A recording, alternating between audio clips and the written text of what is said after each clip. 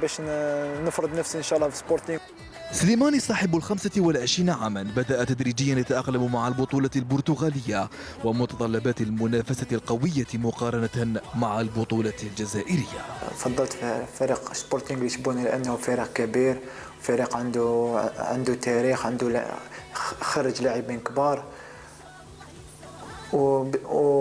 وزيد السبب الثاني هو مميزات سليماني تناسب أكثر البطولة البرتغالية. وعلى الصعيد الدولي أصبح سليماني لاعبا أساسيا في المنتخب بتسجيله للعديد من الأهداف، يبقى متفائلا ببلوغ الجزائر للمونديال للمرة الرابعة.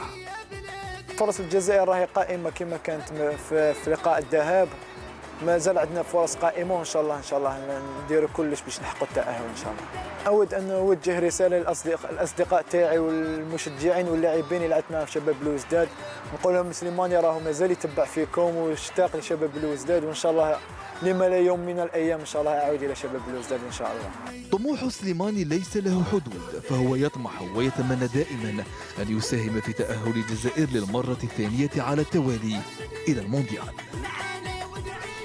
اكتسح جولدن ستيت ووريرز ضيفه ديترويت بيستنز بفارق 18 نقطة حين فاز عليه ب 113 مقابل 95 ضمن دور السلة الأمريكي للمحترفين NBA.